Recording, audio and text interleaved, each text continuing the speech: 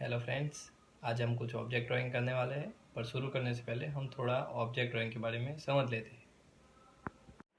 हो सके तो हमें एक ही एंगल को फ्रंट से, ऊपर से, आगे से, पीछे से या आड़ा टेढ़ा करके ड्रॉ करना चाहिए।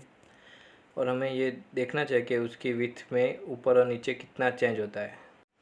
और ये कुछ ऑब्जेक्ट है जिसका डेमोन्स्ट्रेशन हम आज देखने वाले हैं। और घर पे आप ऐसे ही दूसरे ऑब्जेक्ट ट्राई कर सकते हैं। तो चलिए शुरू करते हैं आज का वीडियो।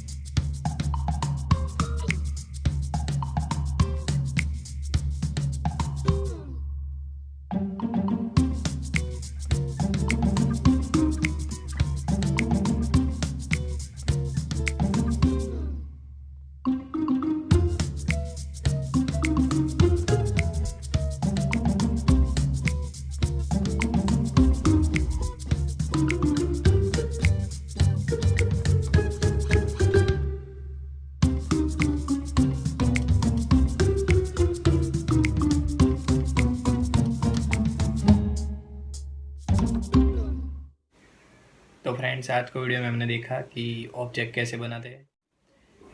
आई होप आपको ये वीडियो पसंद आया होगा। पसंद आया तो लाइक कीजिए, कमेंट कीजिए और दूसरों के साथ शेयर कीजिए।